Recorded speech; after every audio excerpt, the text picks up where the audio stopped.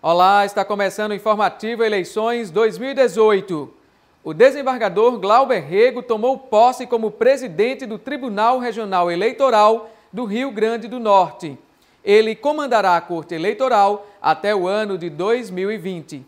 Em sessão solene, o desembargador Glauber Rego tomou posse como presidente do Tribunal Regional Eleitoral do Rio Grande do Norte para o biênio 2018-2020. Ao seu lado, assume a vice-presidência e corregedoria regional eleitoral o desembargador Cornélio Alves. Após um ano na presidência, ou seja, em 2019, o desembargador Glauber Rego vai assumir a vice-presidência e a corregedoria regional eleitoral. No mesmo ato, o desembargador Cornélio Alves assume a presidência do TRRN. De imediato é dar sequência ao trabalho que vem sendo realizado, para que tenhamos uma eleição tranquila, segura e permitir que o eleitor participe, que ele vote com tranquilidade. Esse é o nosso desejo, de imediato. E na sequência, dar continuidade às sementes que foram plantadas nas gestões anteriores. Glauber Rego assume o lugar do desembargador Dilermano Mota, que passou 2 anos à frente do TRRN. Fala-se muito na sede. A nova sede realmente é o marco da gestão, mas muito mais do que a sede, muito mais do que paredes e tijolos, eu fico feliz em ver a felicidade dos feitos da gestão e, acima de tudo, ver a felicidade no semblante dos servidores. O novo presidente assume o cargo com grande responsabilidade logo no início de sua gestão, as eleições no mês de outubro. O desembargador disse em seu discurso de posse que pretende investir em tecnologia e realizar parcerias com a Universidade Federal do Rio Grande do Norte. Nós já entramos em contrato com a Universidade Federal, formar aqui uma turma de residentes de TI, utilizar a inteligência artificial aqui dentro do tribunal como uma ferramenta. A questão da sustentabilidade, tentar trazer a energia solar também aqui para a sede. E a busca o PJE, a questão da interiorização também é um desafio da nova gestão. E, como eu digo, é um trabalho de continuidade, mas sempre focado no aperfeiçoamento. O Rio Grande do Norte tem 2,4 milhões de eleitores aptos a votar nas eleições deste ano. Veja agora outros números desta eleição. São 1.521 sessões de votação em todo o estado. Devem trabalhar 29 mil mesários e 4 mil supervisores. Nas eleições deste ano, os eleitores vão eleger políticos para os cargos de deputado federal, deputado estadual, senador e suplente, governador e vice, presidente da República e vice. Mas será que a população sabe disso? É o que nós vamos conferir agora na reportagem de Simone Silva. O primeiro turno das eleições 2018 está marcado para o próximo dia 7 de outubro. No entanto, a população ainda apresenta muitas dúvidas e não sabe para quais cargos vai votar. Senador, deputado federal, estadual, que eu lembro, né? Deputado estadual, federal, prefeito. No total são 5 cargos e 6 votações, já que são eleitos 2 senadores.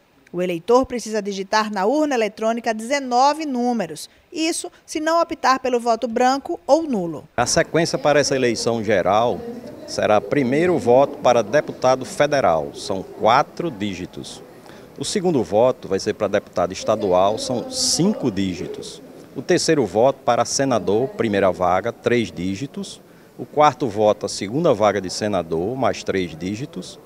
Em seguida, o voto para governador, são 2 dígitos. E, para finalizar, o voto para presidente da República, que também são 2 dígitos. No dia da eleição, o eleitor vai ficar de frente a uma urna exatamente igual a esta.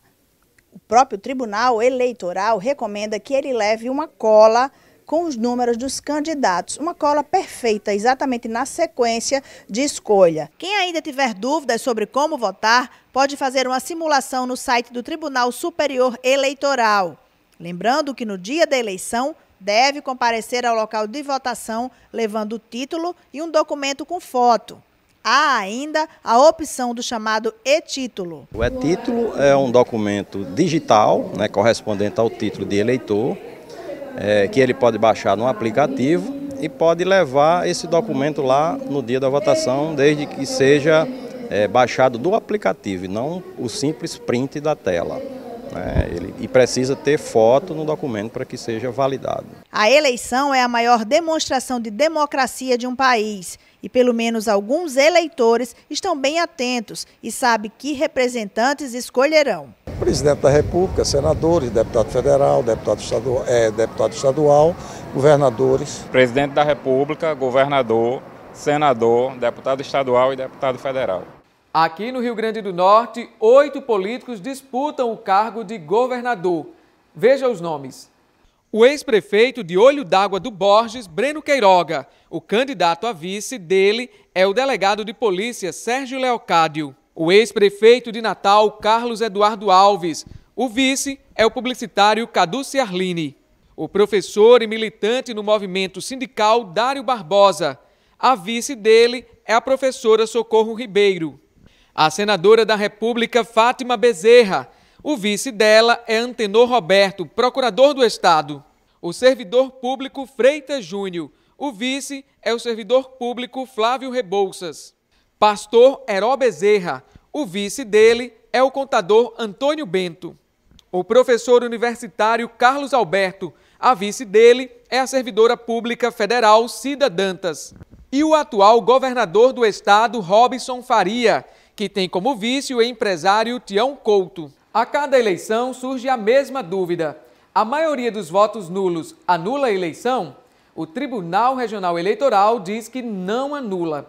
Se a maioria votar nulo, esses votos serão descartados e ganhará o candidato com o maior número de votos válidos. Por isso mesmo, a Justiça Eleitoral estimula a participação da população na escolha dos seus representantes. Votando na tecla branco, ele vai estar votando em branco, digitando um número que não seja de nenhum candidato, por exemplo, 00, e confirmando ele está votando nulo. Só que a gente não recomenda que isso seja feito, porque você está abrindo mão de escolher os representantes da sua cidade, né? E as políticas que eles vão implementar têm influência, sim, em cada um de nós eleitores. Você abrir mão de escolher os seus representantes é uma coisa que não é muito cidadã. Nesse período eleitoral, são divulgadas muitas pesquisas de intenção de voto. Nossa reportagem conversou com quem acompanha de perto a política para saber o que eles pensam sobre essas pesquisas e se o início do horário eleitoral pode modificar o cenário já retratado até aqui. Vamos conferir as opiniões. Várias pesquisas eleitorais divulgadas nos últimos dias apontam a direção para onde caminha o eleitor. Embora reflitam o momento, as consultas têm se mostrado com poucas alterações entre uma e outra, o que pode mostrar a confiança nos números. No caso do Rio Grande do Norte, 3 institutos fazendo pesquisa, com variações, né, entre eles, e, portanto, você pode fazer uma média dos 3 que não vai dar muita disparidade, ou seja, as colocações para governo, as colocações para Senado, as colocações, né, para presidente da República, elas continuam com as mesmas margens, mudando um número ou outro. O início do horário eleitoral gratuito também deve influenciar os eleitores, embora o tempo de campanha em rádio e TV seja mais curto. A campanha esse ano era diferente, ele tem um programa eleitoral muito curto, a possibilidade dele ter a impactação que teve em outras eleições é menor, certamente, né?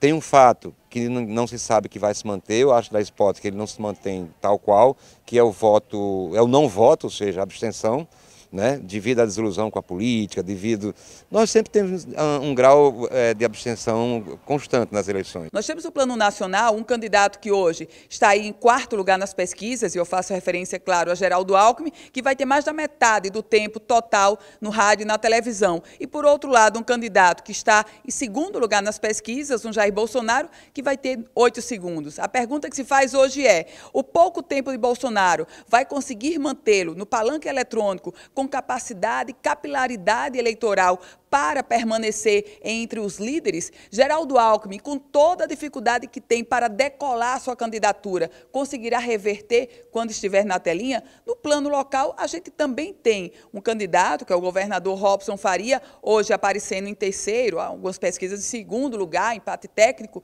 no processo, enfim, nas pesquisas que estão postas. Agora, ele vai ter o maior tempo de rádio e televisão. Até que ponto esse tempo maior de rádio e televisão dos candidatos, eles terão competência junto aos seus marqueteiros para reverter em voto. É uma grande incógnita. O percentual de abstenções chama atenção nas últimas pesquisas. O principal motivo, que não deve levar o eleitor às urnas, é principalmente o descrédito e a crise na política do país, em meio a tantos escândalos. A crise na política brasileira, de uma forma geral, ela é muito grave e, claro, que ela atinge os políticos. E é por essa crise que nós temos hoje um eleitor tão decepcionado, tão frustrado, tão indignado, que, por vezes, ele simplesmente abdica do direito democrático de votar. Quem acompanha as pesquisas e o cenário político avalia que há possibilidade de mudanças até o dia do pleito. Radicais, eu acho difícil que aconteça. Agora é possível acontecer mudanças, sim. Confira agora importantes prazos no nosso calendário eleitoral. Dia 3 de setembro, segunda-feira, data a partir da qual os eleitores em trânsito, os militares, os agentes de segurança pública e os guardas municipais em serviço, bem como os que solicitaram transferência temporária para as sessões com acessibilidade, poderão consultar os locais de votação escolhidos para votarem no primeiro e no segundo turnos.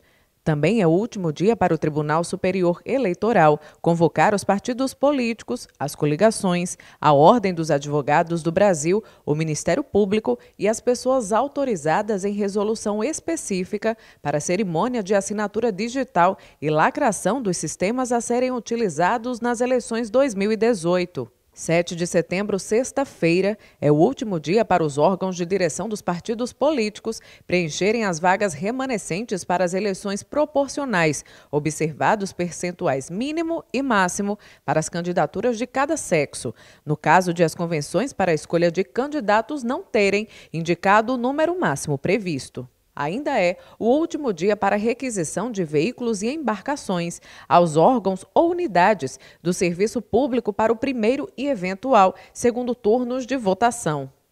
Dia 7 de setembro também é o último dia para os tribunais regionais eleitorais designarem em sessão pública a Comissão de Auditoria da Votação Eletrônica. Dia 9 de setembro, domingo, é a data a partir da qual os partidos políticos, as coligações e os candidatos deverão enviar à Justiça Eleitoral, por meio do Sistema de Prestação de Contas Eleitorais, o SPCE, a prestação de contas parcial, dela constando o registro da movimentação financeira e ou estimável em dinheiro, ocorrida desde o início da campanha até o dia 8 de setembro do mesmo ano.